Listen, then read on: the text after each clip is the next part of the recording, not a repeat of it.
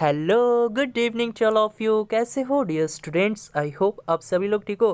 Guys आज की class बहुत ही ज़्यादा इंपॉर्टेंट होने वाली है, बहुत ही ज़्यादा इंटरेस्टिंग भी होने वाली है, क्योंकि आज की क्लास में हम लोग जीके पढ़ने वाले हैं, है ना। जनरल नॉलेज यानी जीके के कुछ महत्वपूर्ण क्वेश्चंस देखेंगे और साथ ही साथ मैं बहुत सारे क्वेश्चंस आप लोगों से भी पूछूंगा। तो आप सभी रेडी रहिएगा, प्रत्येक क्वेश्चंस का आंसर आपको देना है, ठीक है। तो चलिए वीडियो को स्टार्ट करते हैं। वीडियो स्टार्ट करने से पहले यदि आप लोग इस चैनल पे नए हो, पहली बार हो, तो इस चैनल को सब्सक्राइब कर लो और बेल आइकन को हिट कर लो। और यदि अब तक आप हमारे टेलीग्राम ग्रुप से ज्वाइन नहीं हुए हैं तो हमारे टेलीग्राम ग्रुप से ज्वाइन हो जाइए, क्योंकि आज की क्लास की पीडीएफ वहीं पर प्रोवाइड करवाई जाती है, ठीक है। तो टेलीग्राम ग्रुप ज्वाइन करने के लिए आपको क्या करना होगा, टेलीग्राम ऐप पे जाना होगा, वहाँ पर आपको सर्च करना होगा स्टडी विद रितेश, ठीक है।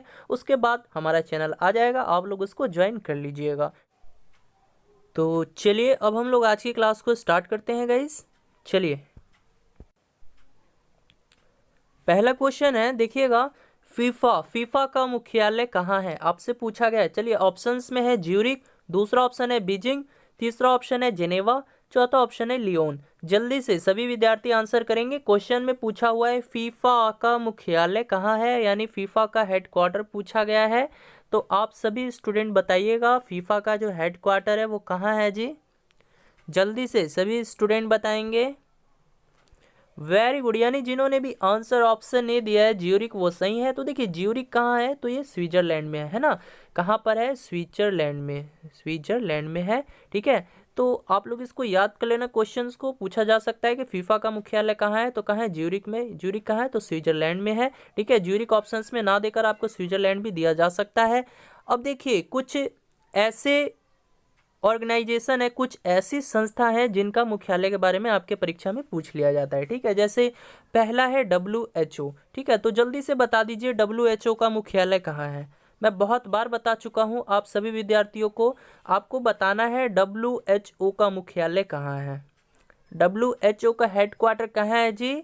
वेरी गुड, कहाँ है, तो जिनेवा में है ना, जिनेवा में। और जिनेवा कहाँ है, तो ये भी स्विट्जरलैंड में है। तो आप लोग इसको भी नोट कर लेना, बहुत ही ज़्यादा इंपॉर्टेंट क्वेश्चन है ये WHO, ठीक है। यानी WHO का फुल फॉर्म क्या हो जाएगा, वर्ल्ड हेल्थ ऑर्गेनाइजेशन, ठीक है। और इसकी स्थापना कब हुई ये भी आप लोग जान लीजिए। तो इसकी स्थापना हुई 7 अप्रैल 1948 को, ठीक है। तो इसकी स्थापना कब हुई, 7 अप्रैल 1948 ईस्वी को।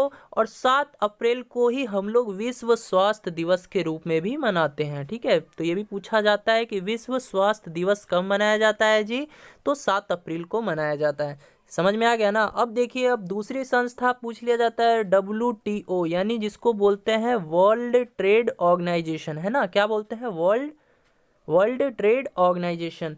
तो इसका मुख्यालय कहाँ है, तो इसका भी मुख्यालय जिनेवा में है ना, यानी स्विट्जरलैंड में है, ठीक है। अब देखिए अब इसकी स्थापना कब हुई, तो ये भी आप याद कर लीजिएगा। इसकी स्थापना जो हुई 1995 ईस्वी में हुई थी, ठीक है। चलिए अब यहाँ से एक और पूछ लिया जाता है, दो पूछ लिए जाते हैं यूनेस्को और यूनिसेफ के बारे में। तो ये अब मैं नहीं बताऊंगा, आपको बताना है, बहुत ही बार मैं बता चुका हूँ, ठीक है। यूनेस्को का मुख्यालय बताना है आपको और इसकी स्थापना बताना है, ठीक है। और इसकी स्थापना कब हुई, इस्टेब्लिशमेंट कब हुआ है यूनेस्को का। तो यूनेस्को का मुख्यालय बताइए जल्दी से, और इसकी स्थापना सभी स्टूडेंट बताएंगे। चलिए बताइएगा यूनेस्को का मुख्यालय कहाँ है और इसकी स्थापना कब हुई। जल्दी से बताइए प्यारे बच्चों, यूनेस्को का मुख्यालय हेडक्वार्टर कहाँ है और इसकी स्थापना यानी इसको इस्टेब्लिश कब किया गया था। वेरी गुड, यानी जिन्होंने भी आंसर 1945 किया है ना वो सही है। तो देखिए इसकी स्थापना जो हुई 1945 में हुई। बात करें इसका मुख्यालय का, तो इसका मुख्यालय जो है पेरिस में है, ठीक है, पेरिस में है। समझ गया ना। तो पेरिस ना देकर आपको फ्रांस भी दे सकता है। तो देखिए पेरिस कहाँ है, तो फ्रांस में है, ठीक है। तो इस तरह से भी आप याद कर सकते हो। पेरिस ऑप्शंस में ना दिया हो तो आप लोग फ्रांस भी आंसर कर सकते हो, क्योंकि पेरिस जो है ना वो फ्रांस में आता है, ठीक है। ये तो हम लोगों ने जाना यूनेस्को के बारे में। अब देख लेते हैं यूनिसेफ के बारे में, ठीक है। तो पहले आप लोग बताइएगा यूनिसेफ का मुख्यालय कहाँ है। इसका भी आपको मुख्यालय और हेडक्वार्टर बताना है। जल्दी से बता दीजिए प्यारे बच्चों, यूनिसेफ का मुख्यालय और इसकी स्थापना कब हुई। चलिए जल्दी बताइए, जल्दी, बहुत सारे क्वेश्चंस हम लोग को करने हैं। ये फास्ट रिवीजन हो रहा है आपका, ठीक है। मतलब ये फास्ट रिवीजन मैं करवा रहा हूँ जिससे आपको एग्ज़ाम में कोई भी दिक्कत ना हो और आपका रिवीजन भी हो जाए। ठीक है, चलिए बहुत ही इंपॉर्टेंट क्वेश्चंस मैं आप लोगों के लिए लेकर आता हूँ और उसी क्वेश्चन से रिलेटेड मैं कई सारे क्वेश्चंस को अच्छे से एक्सप्लेन करने का कोशिश करता हूँ। तो बताइएगा यूनिसेफ का मुख्यालय कहाँ है जी?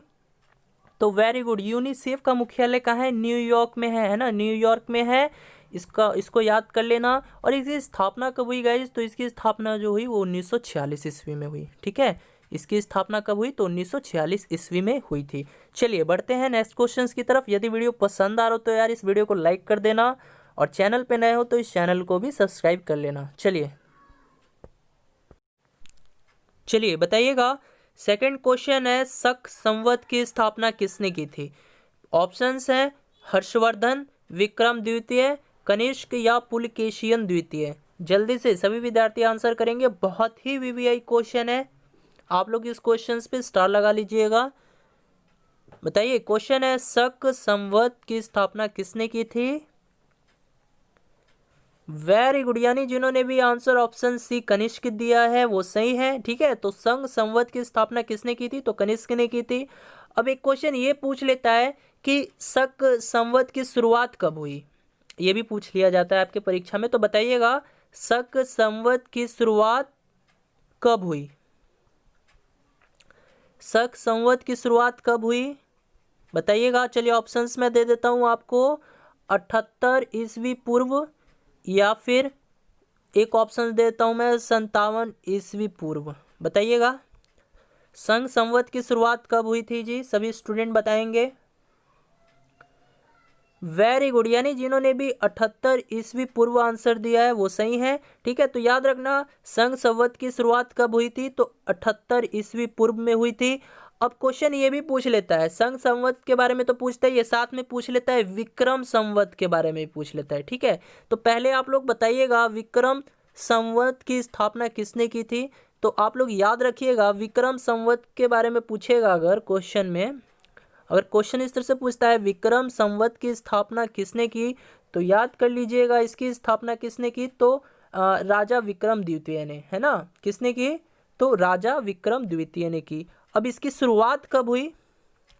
अब इसकी शुरुआत कहने का मतलब इसकी शुरुआत तो राजा विक्रम द्वितीय ने की थी, लेकिन इसकी शुरुआत कब हुई थी? तो इसकी शुरुआत जो हुई थी ना वो हुई थी 57 ईस्वी पूर्व में हुई थी। ठीक है, 57 ईस्वी पूर्व में हुई थी, याद कर लेना। ठीक है, बहुत ही इंपॉर्टेंट क्वेश्चन है। चलिए अच्छा एक चीज़ बताइए, तो संघ संवत का मतलब क्या होता है? तो देखिए ये क्या है, तो ये एक भारत का राष्ट्रीय कैलेंडर है। ठीक है, ये क्या है? तो भारत का एक राष्ट्रीय कैलेंडर है। समझ में आ गया ना? अब देखिए, अब बात कर लेते हैं हम लोग हर्षवर्धन के बारे में। तो देखिए हर्षवर्धन से संबंधित एक क्वेश्चन पूछ लेता है जो बहुत ही पॉपुलर क्वेश्चन है। पूछ लेता है कि हर्षवर्धन के दरबारी कवि कौन थे?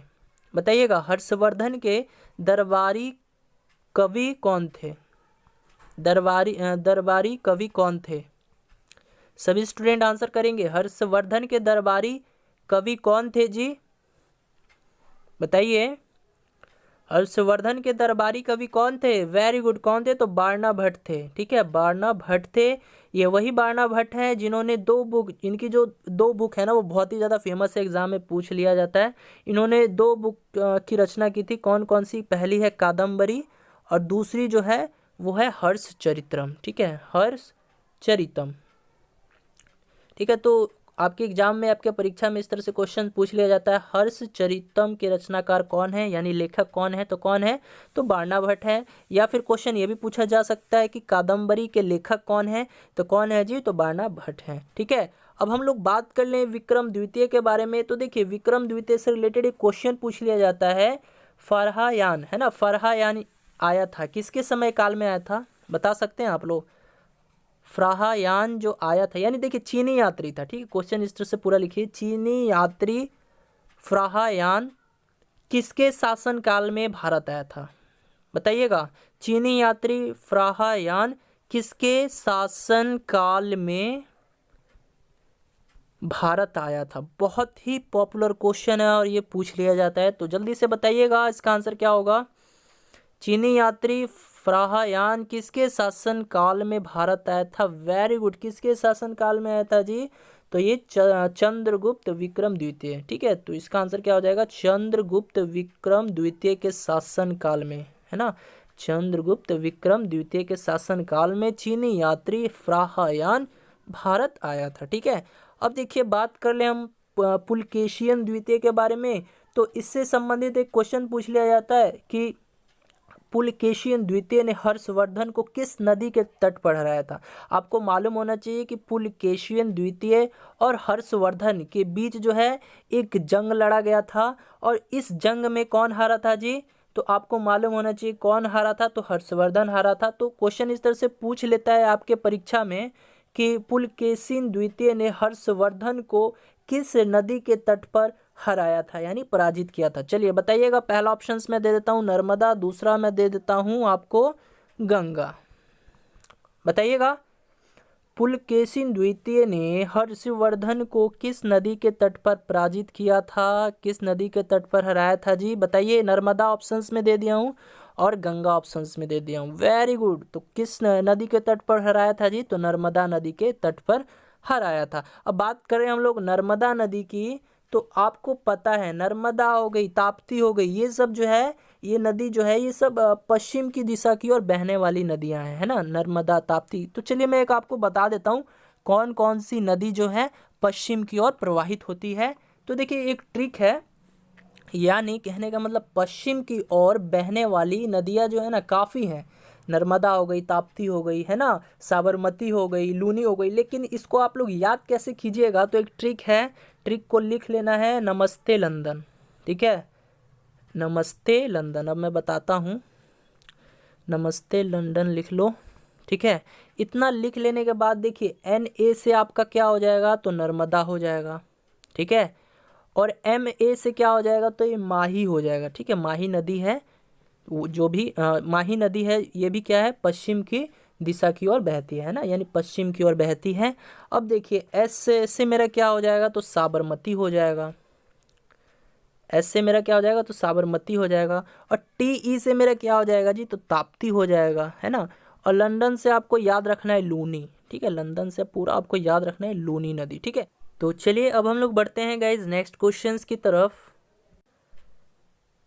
चलिए क्वेश्चन है, देखिएगा, भारत पर आक्रमण करने वाला प्रथम मुसलमान कौन था, ठीक है। तो पहला ऑप्शन है मोहम्मद गजनी, इसको गजनवी कर लीजिएगा, गजनवी, ठीक है, मोहम्मद गजनवी।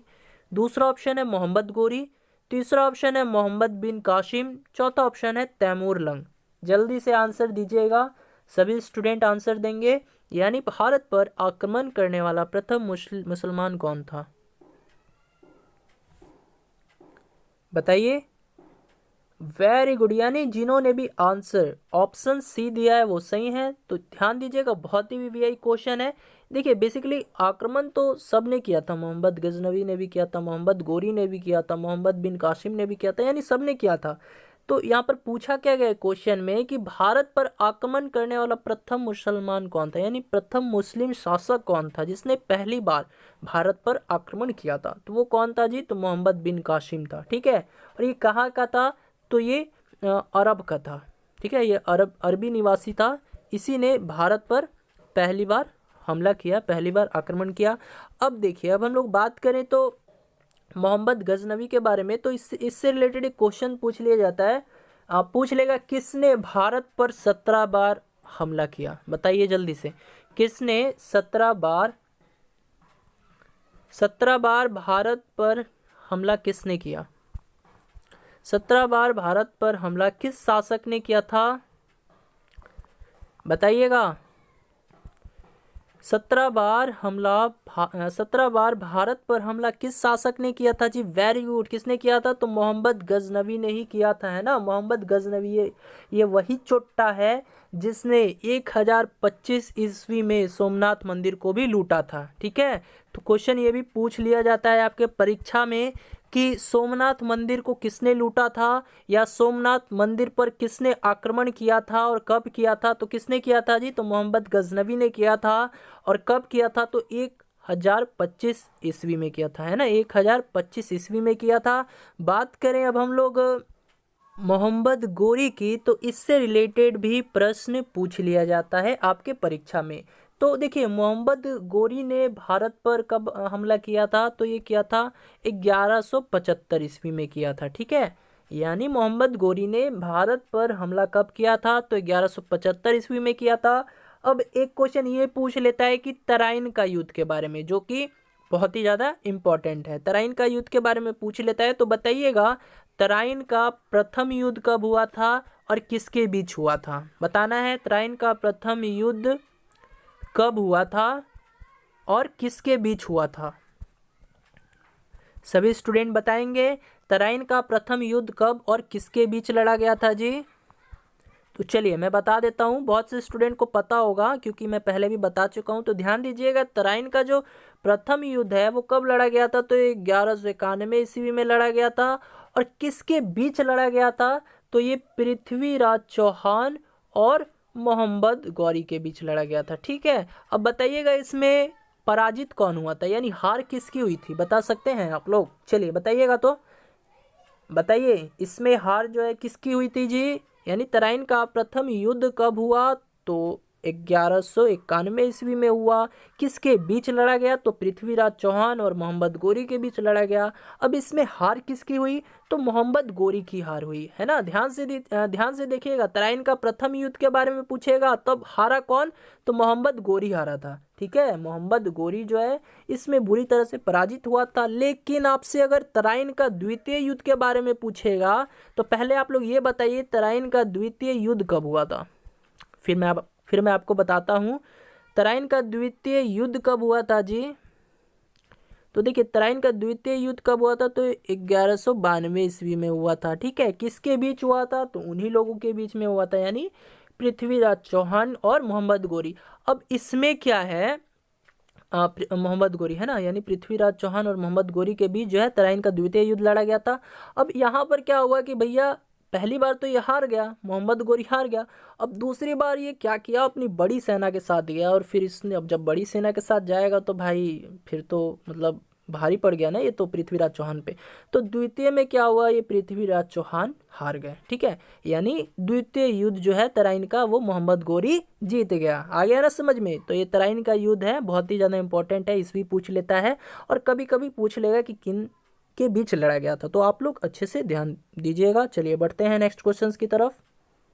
चलिए बताइएगा, नेक्स्ट क्वेश्चन है 1857 के विद्रोह की शक्ति का सबसे महत्वपूर्ण तत्व कौन सा था, है ना। यानी 1857 का जो विद्रोह हुआ था, क्रांति हुआ था, तो उसमें शक्ति का सबसे महत्वपूर्ण जो तत्व था वो कौन सा था, बताना है। पहला ऑप्शन है नाना साहब का नेतृत्व, दूसरा ऑप्शन है झांसी की रानी का नेतृत्व, तीसरा ऑप्शन है बहादुर शाह का सहयोग, चौथा ऑप्शन है हिंदू मुस्लिम एकता। बताइएगा, सभी स्टूडेंट बताएंगे, सभी स्टूडेंट आंसर करेंगे।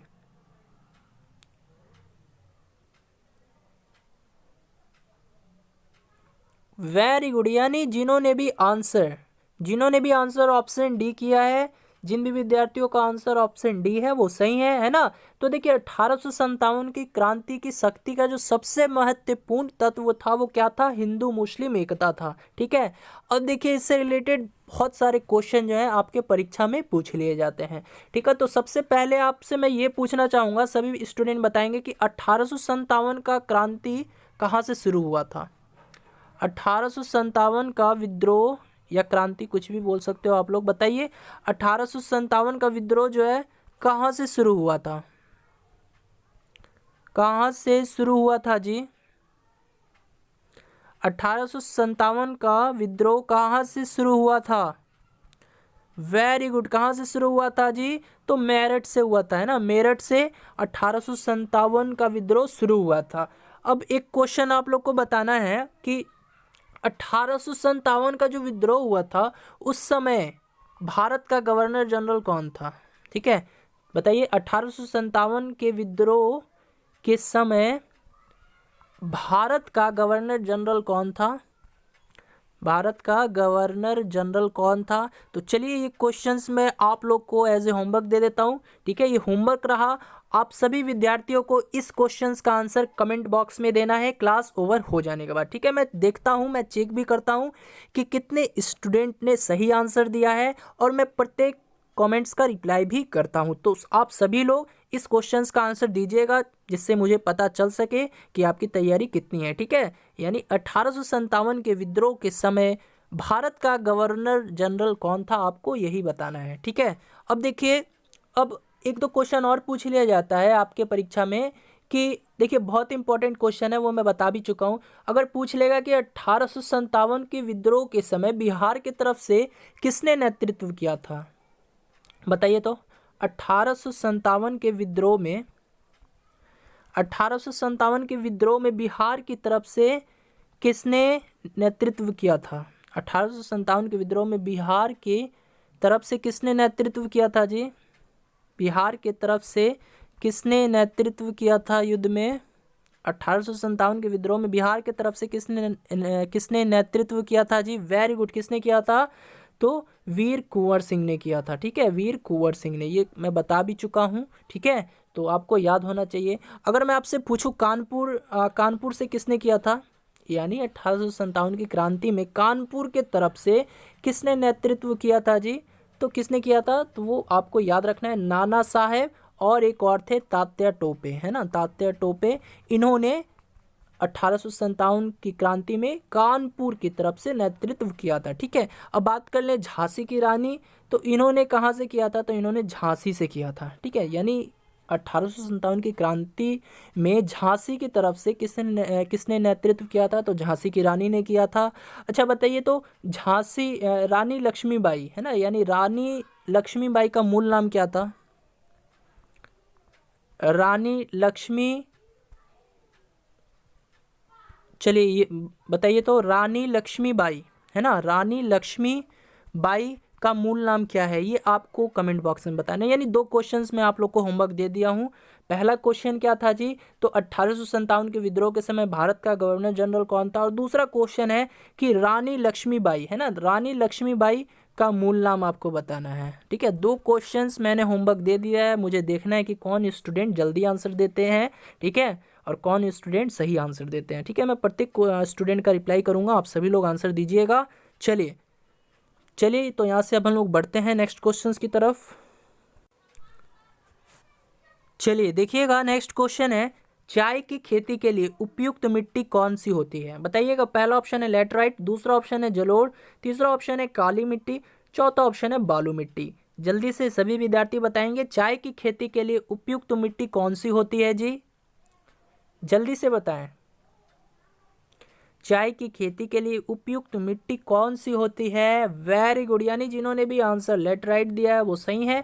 ठीक है, तो याद रखना, चाय की खेती के लिए उपयुक्त मिट्टी जो है लेटराइट प्रयोग में लाई जाती है।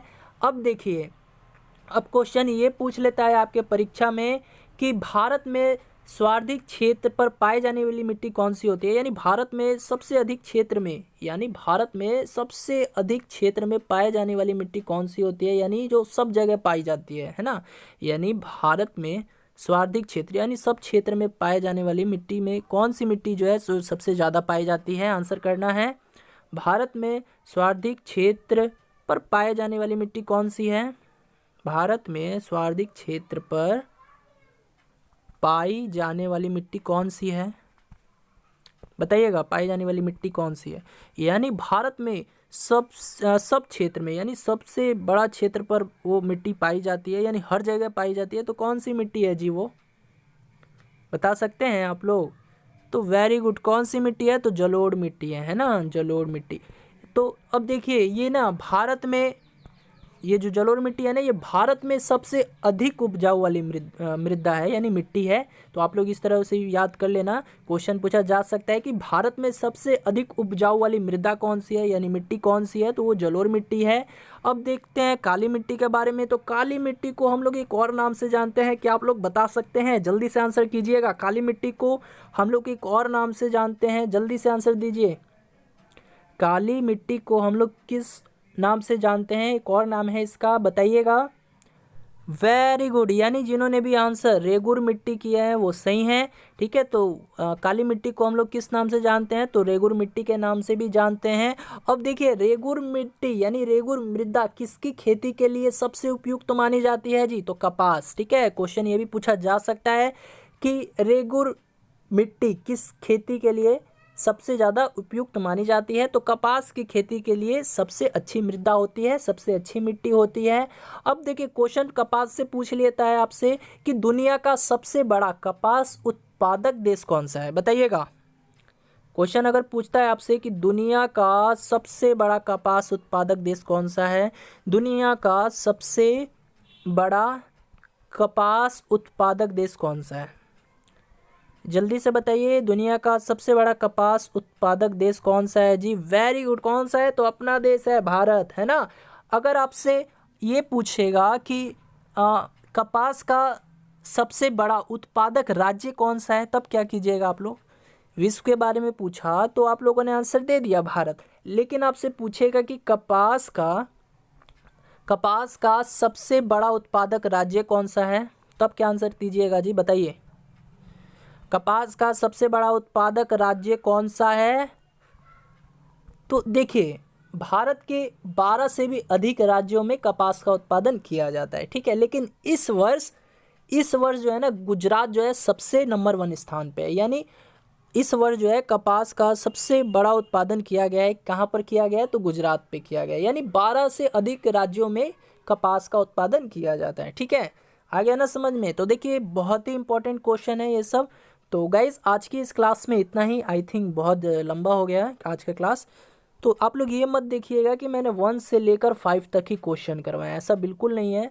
अगर आप लोग क्वेश्चन काउंट कीजिएगा तो हो सकता है ये 25 प्लस ही हो, ठीक है। तो आप लोग इसको अच्छे से एक बार फिर से देख लेना, और जिनको नोट करना है तो वो नोट बना करके आराम से पढ़ सकते हो, ठीक है। इससे क्या होगा कि आपका रिवीजन भी हो जाएगा। लेकिन हाँ, एक बार वीडियो को देखने से कुछ भी नहीं होगा। आप कम से कम 2 से 3 बार वीडियो को देखिए। यानी अभी जैसे आप लोग क्लास कर रहे हो, बहुत अच्छी बात है। फिर इसके बाद अगर आप लोग चाहो, मैं किसी को ये नहीं बोलता हूँ कि बार बार देखिए, अगर आप लोग चाहो कि हाँ मतलब मेरा जीके जीएस अच्छा हो जाए, तो आप लोग कम से कम 2 से 3 बार वीडियो को देखिए। आपका जो है जीके है या फिर जीएस है वो स्ट्रांग हो जाएगा, ठीक है। तो कैसी लगी वीडियो? यदि वीडियो पसंद आई है तो इस वीडियो को लाइक कर देना, और चैनल पे नए हो तो इस चैनल को सब्सक्राइब भी कर देना। Bye bye, good night.